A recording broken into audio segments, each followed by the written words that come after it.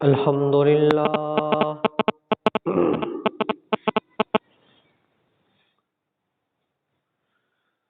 الحمد للہ وکفا والصلاة والسلام علی من لا نبی بعدہ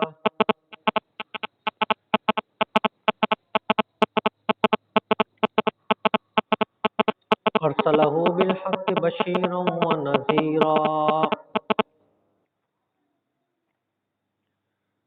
وداعیا الی اللہ بإذنہ وسراجا منیرا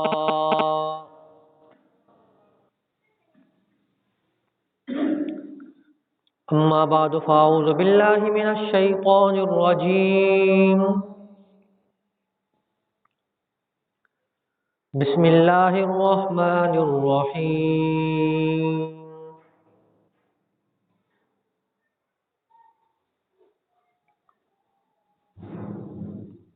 انا ارسلناک بالحق بشیرا ونذیرا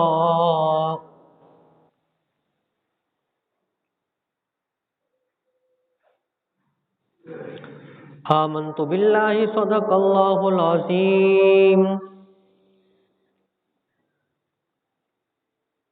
وبلغنا رسولہ النبی الکریم ونحن على ذلك لمن الشاہدین والشاکرین والحمد للہ رب العالمین۔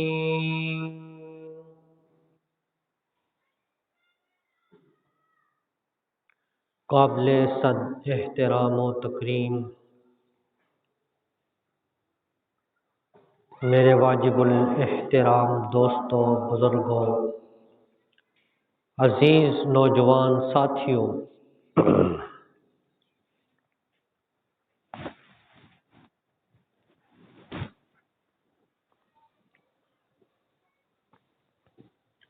آپ حضرات کے سامنے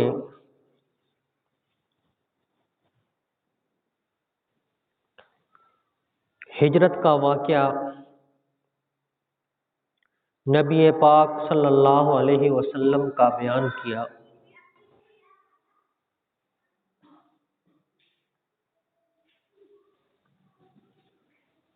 ہجرت میں جو مشکلات آئیں،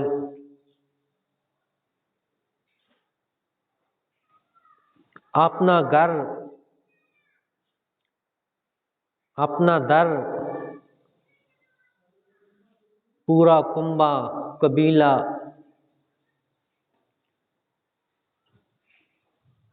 وطن جس سے انسان کو بڑی محبت ہوتی ہے، وہ چھوڑ کے رسول اللہ صلی اللہ علیہ وسلم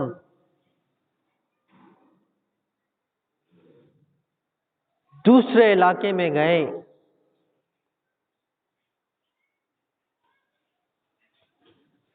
اور انہوں نے بڑے شاندار انداز میں آقا دو جہان رسول کریم صلی اللہ علیہ وسلم کا استقبال کیا۔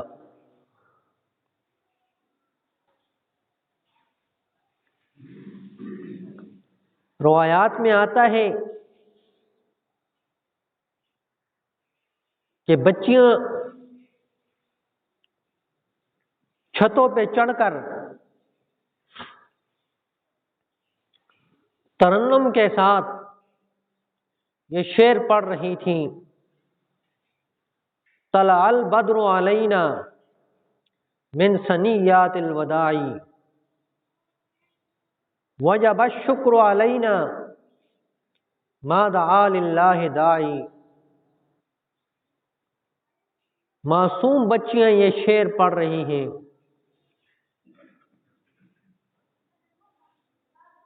کہ 14ویں کا چاند آج مدینہ منورہ میں طلوع ہو چکا ہے۔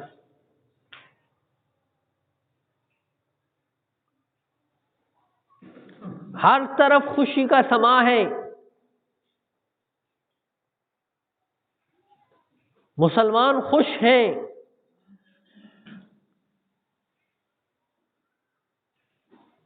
کہ آج دونوں جہاں کے سردار ہمارے علاقے میں آ گئے ہیں۔ جہاں پڑاؤ ڈالا پہلا، وہاں بھی سب سے پہلے مسجد کی بنیاد رکھی، اور پھر جہاں مستقل قیام تھا وہاں بھی مسجد کی بنیاد رکھی، جو آج بھی مسجد نبوی کے نام سے مشہور ہے۔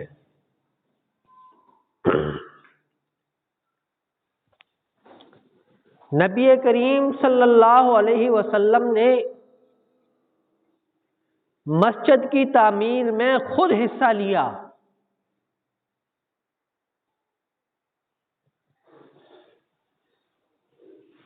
بڑے بڑے پتھر اٹھا کے صحابہ لاتے تھے، آپ صلی اللہ علیہ وسلم لے کے آتے تھے، بچے بوڑھے جوان سب نے مل کر کام کیا۔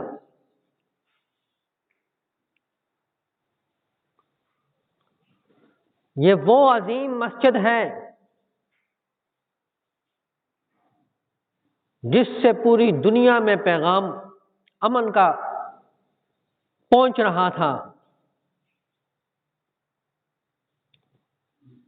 لیکن وہ مسجد کچی تھی، چھت کھجوروں کا چھالا اس کے اوپر پڑا تھا،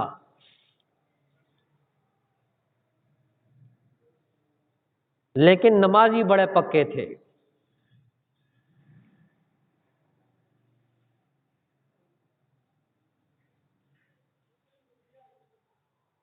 آدھی رات کو اٹھ کے مسجد میں پہنچ جاتے، تہجد پڑھتے،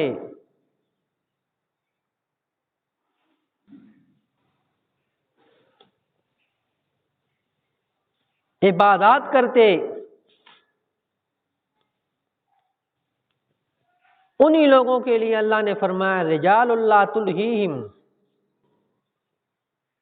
تجارت ولا بیع عن ذکر اللہ، کہ یہ وہ لوگ ہیں کہ جن کے سامنے تجارت، خرید و فروخت، کسی قسم کی کوئی چیز رکاوٹ نہیں بنتی اللہ کے ذکر کے بارے میں۔ جب بھی عبادت کا وقت آتا ہے یہ ہم تن اپنا سب کچھ چھوڑ کر اللہ کے سامنے کھڑے ہو جاتے ہیں۔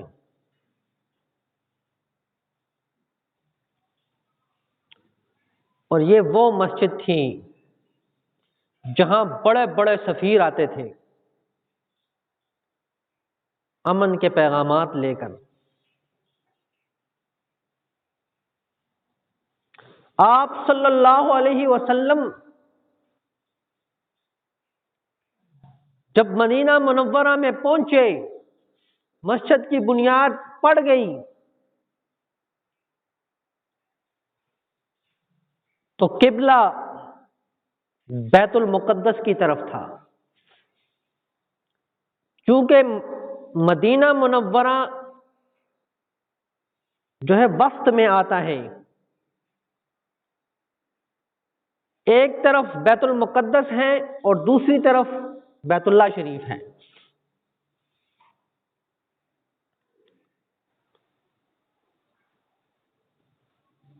تو آپ صلی اللہ علیہ وسلم مسجد بیت المقدس کی طرف منہ کر کے نماز پڑھتے تھے،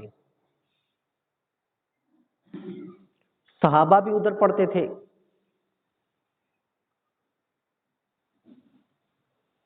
اب یہودیوں نے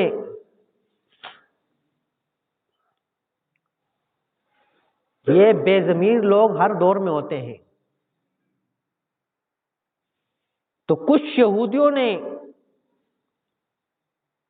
اوپر اوپر سے کلمہ پڑھا، مسلمانوں میں داخل ہو گئے۔ جب مسلمانوں پہ مشکل آتی تو چپ کر کے اس طرف کھڑے ہو جاتے، اسی تواڈے نال ہے جی۔ اور جب دیکھتے کہ مسلمانوں پر فتوحات آ رہی ہیں، مسلمانوں کو فتح مل رہی ہے، آسانیاں مل رہی ہیں، کھانے پینے کی چیزیں آ رہی ہیں، تو فوراً پہنچ جاتے ہیں، ہم تمہارے ساتھ ہیں۔ یہ ہر دور میں ہوتا ہے۔ اب بھی آپ دیکھ لیں، حالیہ الیکشنوں میں آپ دیکھتے ہیں کہ کیا ہوتا ہے۔ یہ ہر وقت ہوتا ہے، ابھی کی بات نہیں ہے۔ تو منافقین نے کلمہ کچھ نے پڑھ کے صف میں داخل ہو گئے، اور آپ صلی اللہ علیہ وسلم کی ایک حسرت تھی کہ میرا کعبہ بیت اللہ بن جائے۔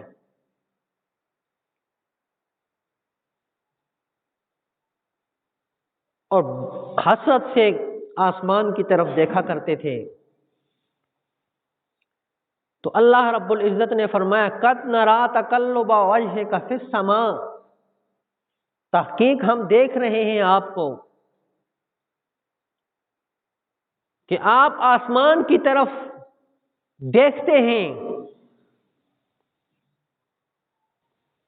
فَلَنُوَلِّيَنَّكَ قِبْلَةً تَرْضَاهَا، پس آپ اس طرف منہ کر لیں جس پر آپ راضی ہیں۔ یہ مسجد قبلتین میں آپ نماز پڑھا رہے تھے، تو نماز ہی میں حکم آ گیا۔ تو آپ صلی اللہ علیہ وسلم پہلی صف سے نکل کے آخری صف میں آ گئے اور قبلے کی طرف منہ کر کے نماز پڑھنا شروع کر دی۔ تو جو آئے تھے نا باہر سے مخلوق آئی تھی، انہوں نے ادھر ہی منہ کیا ہوا تھا، اور باقی تمام صحابہ اکرام نے جب دیکھا کہ رسول اللہ صلی اللہ علیہ وسلم پلٹ گئے ہیں، تو ان سب نے قبلے کو بدل دیا اور پلٹ گئے۔ نماز کے بعد صحابہ سے پوچھا آپ صلی اللہ علیہ وسلم نے، میرے اوپر تو وہی نازل ہوئی، اس لیے میں نے قبلہ بدل دیا، تمہیں کیا ہو گیا؟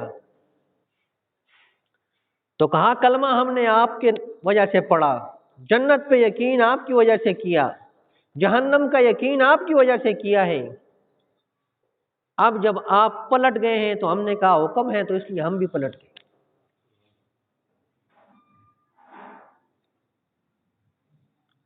اور جو پلٹے نہیں، انہوں نے کیا کہا؟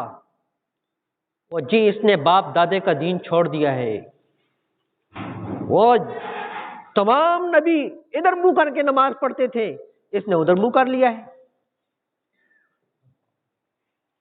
موسیٰ علیہ السلام نے ادھر منہ کیا ہے، عیسیٰ علیہ السلام نے ادھر منہ کیا ہے، آدم علیہ السلام نے ادھر منہ کیا ہے، انہوں نے ادھر منہ کر دیا ہے۔ آج بھی کہتے ہیں نا، اور سارے مولوی ادھر ہیں جی، وہ یہ منہ اٹھا کے ادھر کھڑا ہے۔ تو آپ صلی اللہ علیہ وسلم کی ذات اقدس کے بارے میں وہ کہتے تھے تمام انبیاء ادھر منہ کر کے نماز پڑھ رہے ہیں، انہوں نے منہ ادھر کر دیا ہے۔ تو جو سچے لوگ تھے، سچے مسلمان، انہوں نے آنکھیں بند کر کے ادھر ہی منہ کیا، آپ صلی اللہ علیہ وسلم کی تابعداری کی۔ بڑی مصیبتیں اور تکلیفیں آئی ہیں دین والوں کے اوپر، اور یہ وہ لوگ کر رہے ہیں جو اپنے آپ کو مسلمان کہہ رہے ہیں، کلمہ پڑھ رہے ہیں، اور کیا کہتے ہیں؟ کہ ہم ان کے ساتھ مذاق کر رہے ہیں.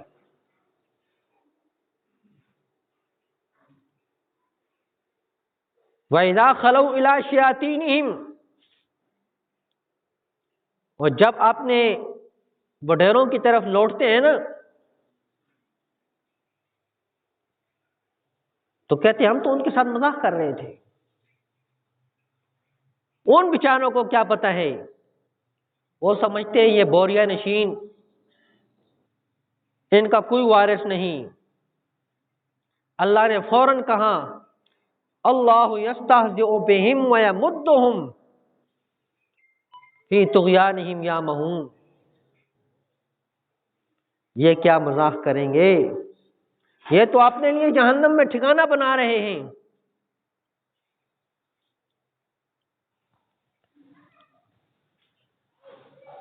تو میں عرض کر رہا تھا کہ جب آپ مدینہ منورہ میں پہنچے، پہلے مسجد کی بنیاد رکھی، پھر لوگ آتے تھے، یہودیوں کے علماء آتے تھے دیکھنے کے لیے. عبداللہ بن سلام رضی اللہ تعالیٰ عنہ بہت بڑے عالم تھے یہودیوں کے. انہوں نے جیسے ہی دیکھا تو کلمہ پڑھ لیا. آپ صلی اللہ علیہ وسلم سے انہوں نے کہا کہ اگر میں نے اسلام کا اعلان آپ نے یوں کر دیا تو یہ میرے اوپر الزام لگائیں گے، بددیانت کہیں گے، برا بلا کہیں گے. آپ صلی اللہ علیہ وسلم نے ان کو اندر بند کر دیا اور یہودیوں سے پوچھا کہ اب عبداللہ بن سلام کیسا آدمی ہے؟ انہوں نے کہا بہت اچھا آدمی ہے، ہر بات اس کی سچی ہوتی ہے، ایماندار آدمی ہے، دیانتدار آدمی ہے، سچا انسان ہے. تو آپ صلی اللہ علیہ وسلم نے پھر پوچھا اگر وہ کلمہ پڑھ لے تو تم سب کلمہ پڑھو گے؟ تو یہ جس طرح ہمارے ہوتے ہیں نا جذباتی آدمی، ہاں ہاں ہاں بالکل بالکل، کیوں نہیں کیوں نہیں. ان کے ذہن میں یہ تھا کہ وہ تو کلمہ پڑھے گا ہی نہیں.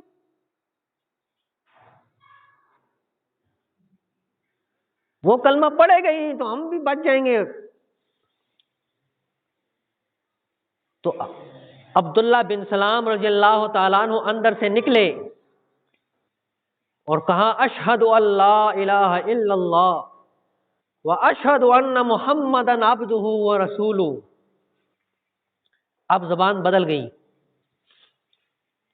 ابھی کچھ دیر پہلے وہ کیا کہہ رہے تھے؟ سچا آدمی ہے، ایماندار ہے، دیانتدار ہے. اب جو ہی کلمہ سنا تو زبان بدل گئی. اس سے بڑا بے ایمان آدمی کوئی نہیں ہے، یہ بددیانت آدمی ہے، یہ جھوٹا آدمی ہے، یہ ایسا ہے، یہ ویسا ہے. ابھی کچھ دیر پہلے کیا کہہ رہے تھے اور تھوڑی دیر گزری پھر کیا کہنا شروع کر.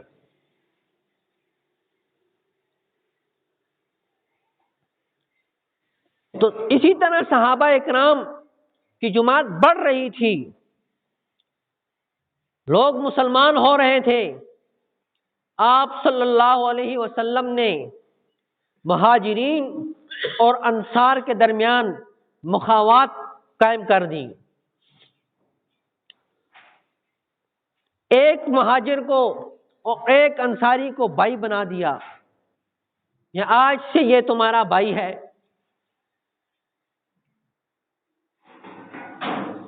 تو یہ ہماری طرح نہیں تھے جس طرح ہم آج مسلمان ہیں، ماشاءاللہ کلمہ پڑھتے ہیں، کہتے ہیں یہ میرا بھائی ہے. وہ بھائی کس لیے ہے کہ اس کی ٹانگیں کاٹنی ہے.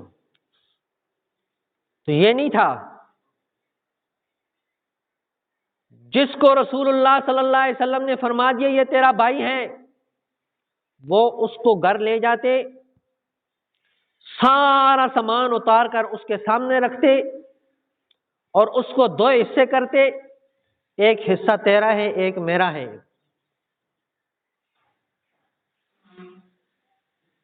ایک حصہ تیرا ہے ایک میرا ہے، کیونکہ رسول اللہ صلی اللہ علیہ وسلم نے تجھے میرا بھائی بنا دیا ہے۔ لیکن صحابہ کی اپنی شان تھی۔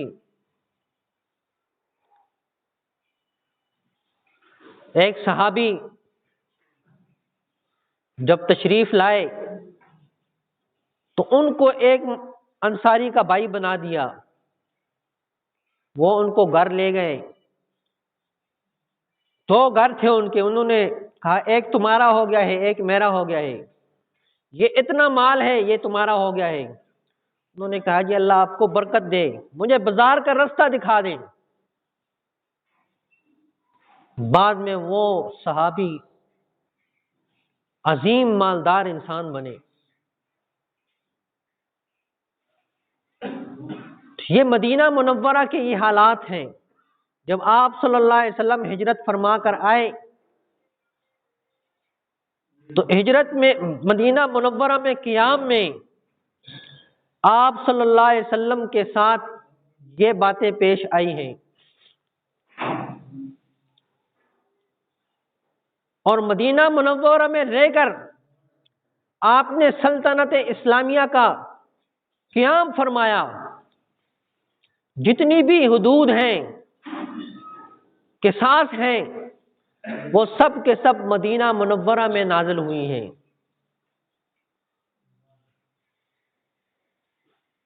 اور یہیں سے حد کے ابتدا ہوئی ہے اور مسلمانوں کو استحکام ملا ہے۔ اور اس کے بعد آپ صلی اللہ علیہ وسلم بطور ایک قائد اور رہنما کے دنیا کے سامنے پیش ہوئے۔ دعا ہے کہ اللہ رب العزت مجھے بھی نبی کریم صلی اللہ علیہ وسلم کی اتباع کی توفیق عطا فرمائیں، اور آپ حضرات کو بھی توفیق عطا فرمائیں۔ وما علینا الا البلاغ المبین۔